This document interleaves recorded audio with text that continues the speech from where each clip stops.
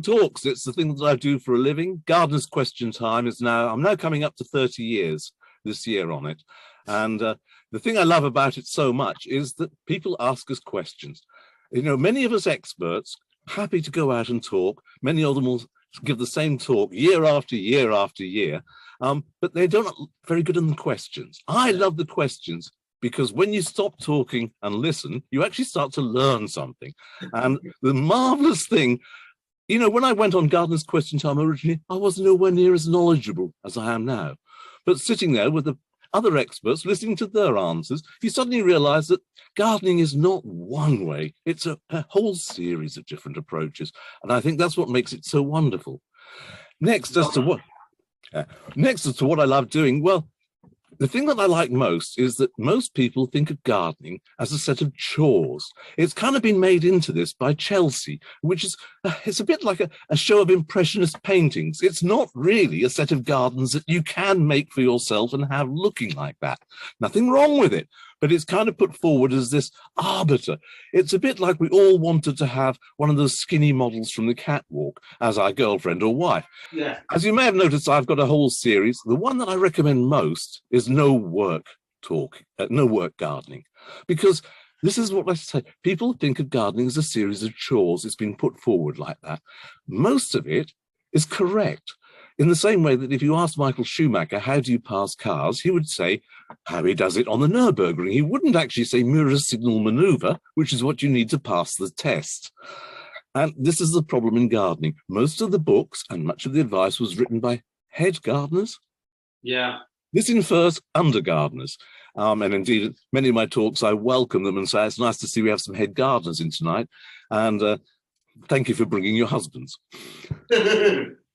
It's about the state of it, and quite often. Yeah. Anyway, what is lovely to see is that what I do is in no work, I take a lot of the conventional gardening ideas of what we're supposed to do and just point out that they are correct if you happen to be the original gardener who wrote it, rather than the person we are today. So, for example, if you want to grow a grapevine, now I've grown over 40 here in Norfolk, of which maybe half a dozen I'd recommend for outside, maybe 2. Seagarib and Boskoop Glory if you want to grow an outside one. However, if you want to grow a really tasty, luscious one, then you need to grow them under cover. All the books up till now will tell you either grow them inside, train them up, or plant them outside, bring them in through a hole and then train them up. Yeah. What they don't say is that when this was written, the greenhouse was 40 feet long and 15 foot wide. Now you're in something 10 feet long and 6 foot wide, and you can't even get a decent tomato plant in there. You're trying to put something in there that is like a wisteria on steroids. Yeah. So, of course, it can be done, but it doesn't work very well. What I suggest is they use what's called Rivers. Well, he actually did it the other way. Rivers was a nurseryman in Sawbridgeworth, and he was Victorian. So he realized you only needed things under cover for a short while, not all the year round. They didn't get so many pests or diseases. So he designed huge greenhouses on railway tracks. He could push over his trees. This is a bit difficult for most of us. So I go to the other way, which is his orchard house method using containerized plants. So you put your grapevine in a big tub you can move on a sack barrow. You put your orange trees in the same way, you bring them in. Well, when you bring your oranges in, or your lemons in, they're in for the winter. They go out in the spring. Early in the year, you bring your grapevines, your peaches, your apricots in. It all gets a bit crowded. Then, as they go out in the spring, the grapevines have all the space. They think they're in the south of France. They come into growth early. Seagarib, one I'd recommend for outside. Absolutely delicious, lovely muscat-flavoured little red berries. That's cropping outside by the end of August, which is very fast in England. However, in tubs brought in February, it'll be cropping in June. This means you're eating it for more months of the year. And the only effort is you have to carry the tub in and out with a sack barrow. Bob, so can I ask, kind of, is that because kind of almost we look at gardening kind of with fear, and so we're not prepared to like make up ways to do stuff, which because we're exactly like, there's a right way and there's a wrong way, and if we there's 100 wrong ways. Right? Yes, they'll all sort of work. But we can't we'll be frowned on by the gardening community if we don't do what we're told to do. Some of the old boys, and I must say, I'm getting there myself now. I mean, the old books on pruning will always say, don't turn it into a lollipop on a stick. Yes. Why not? If that's what you like, fine. It's the books were written mainly because they had to keep the boss happy. Right. Yeah, you often see in books on hoeing, for example, you're meant to work backwards. Have you ever tried hoeing working backwards? I prefer falling over for when I've had my cider. Right. The reason was so they didn't leave footprints, because they didn't want to see footprints. And they were also made to wear sacks on their feet and on the wheelbarrow wheels so they didn't make any noise. And this is the problem. A lot of the books were written back then. The advice is not wrong. Yeah. But so supposing you decide you love leeks. Now, maybe not, maybe you do. Have you ever tried a leek boiled in chicken stock with a little parsley and then served cold in a vinaigrette? Absolutely delicious. Got it from France. So I love big fat leeks. Yeah. I tried to grow them here in East Anglia in the ground. It doesn't work. Even if you follow all the instructions in the book, dig a trench, fill it with manure, keep it wet. The soil's so dry, it sucks the water out. So it's better to grow them in big containers. Much easier. Yeah. And this is what I've done. I've spent 40 years trying to work out what works. The problem always is we do what Dad did. Yeah. Or we follow the advice on the TV. And I'm not saying that the TV gardeners aren't wrong, but often they're quoting what the head gardener told them, which was to produce something the head gardener needed to send up to the big house. For instance, if you want leeks, do you want leeks that are champion leeks? Or, yes, we'd all love to show them off to our friends and neighbours, wouldn't we? But what you really want are leeks the size of Tesco's you can grow in 5 minutes work a year. That's what I'm aiming at.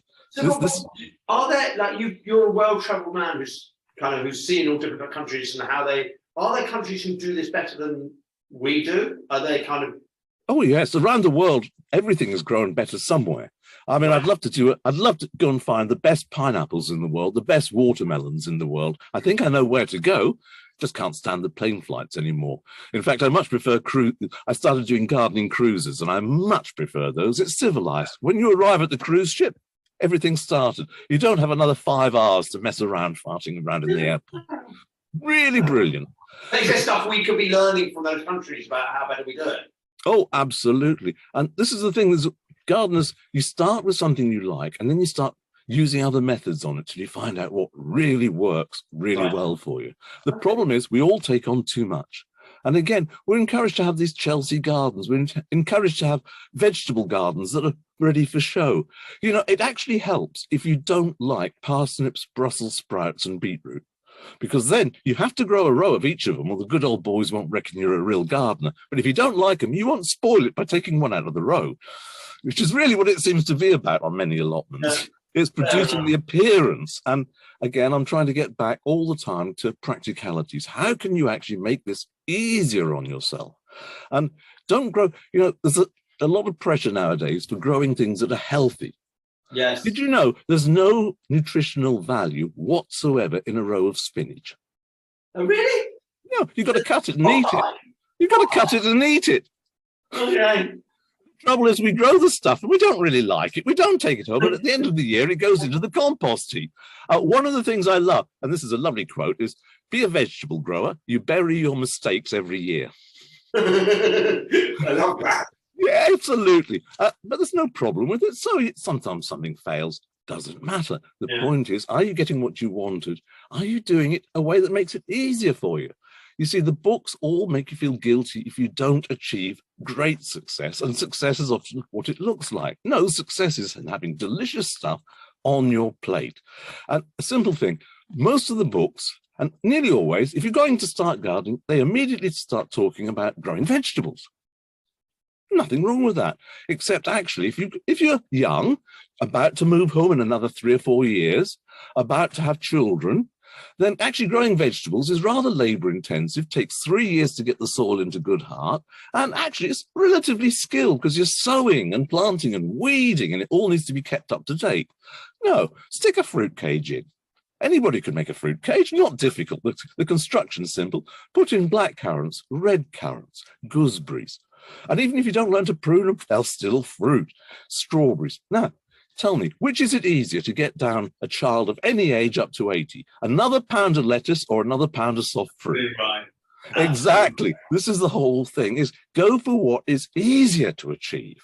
And honestly, A soft fruit cage, you can make it look pretty. You could put grapevines around the outside, and you can take it with you, because you can take cuttings from the soft fruit, root them and take them, or dig up the plants and take them to your next house.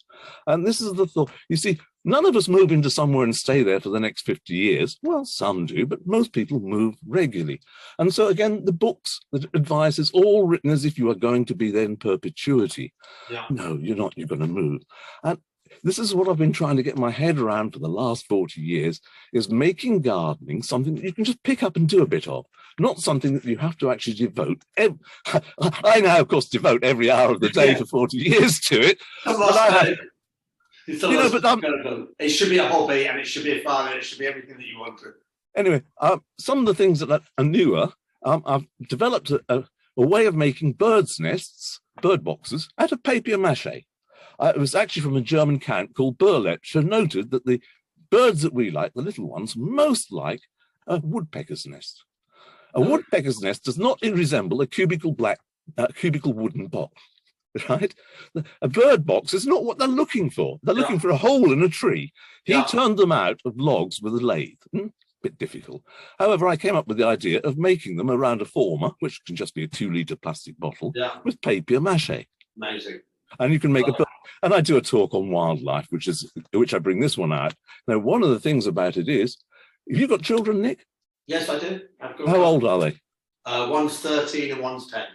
So you would just about trust them to make a bird box with hammer, nails and saw if you were there with supervision and you had the first aider standing by. Yes, yeah, exactly. The first aider definitely needs however, you can have them all making papier-mâché bird boxes from 4 or 5. Yes. And do you see the advantage? And so I'm always trying to come up with ideas that work and that are simpler and something that's more practical. One I'd love you to pass on, please. Anyone who's got children at the school probably wants a school garden. If it makes one, it will be in the shade of the trees where nothing bloody grows. Believe me, I've opened enough of these to know. What they need to do is simply go to the local B&Q or similar shed and ask them to sponsor half a dozen wheelbarrows. Right, yes. Which cost them 15 quid each. Yeah. With half a dozen sacks of compost, drill holes in the wheelbarrows, put the plants in the wheelbarrows, put them in the middle of the playground in the sun, water them, have the kids' interest. When they want the area, move them to the side and back into the sun. And then at weekends, they can go round, be wheeled round to somebody local who can water them at the weekend. And at holidays, they go home with the kid who showed the most interest.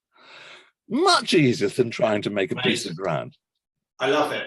Bob, I'm really conscious about your time. I'm taking too much of yours. No, it's been amazing, and so many great tips there, and just things to be thinking about how we can be more practical, fundamentally. Thank you so much indeed. Have a lovely day, Bob Flowerdew. Always a pleasure to speak, and you take care. Thank you very much. I look forward to doing lots of business with you, Nick. Perfect. Lovely. Cheers. You take care. Cheers. Thank Bye. you.